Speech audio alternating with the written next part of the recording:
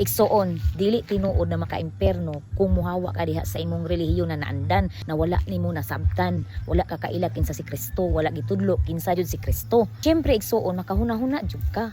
Tinuod ba na ay Dios, kinsa jud ang Dios? Syempre daghan jud ka question. So karon naay pamaagi ang Ginoo, nadungog sa Ginoo ang imong mga hunahuna, imong mga pag-ampo. So nagpadala siya og tao, nagisangyawan ka sa pulong sa Dios, o syempre nagibase sa Bible, nadyo ebidensya. O tapos pagbasa diha sa Mateo 11:28, duol ka mong gikapuyan o gibugatan kay papahulayon ko kamo, o si Jesus mismo nag-ingon ana sa dihang nadungog nimo na o nahupay ang imong gibati. So dili na jud ka mobalik didto na naandan nimo na wala man ka nakakaplag og kahayag, wala man ka nakakaplag og kalinaw. So dito jud ka nibalhin sa nakakaplag ka kung kinsa ang tinuod nagtudlo sa kamatuoran. So ana na siya mga igsuon, dili maka-imperno kay walay nakasulat sa Biblia na maimperno ka kung mobalhin ka og laing relihiyon, o walay nakasulat bisag basahon pa nimo sa Genesis hangtod Revelation ang maka-imperno kung wala nahisulat imong pangalan sa libro sa kinabuhi. So mao na siya igsuon.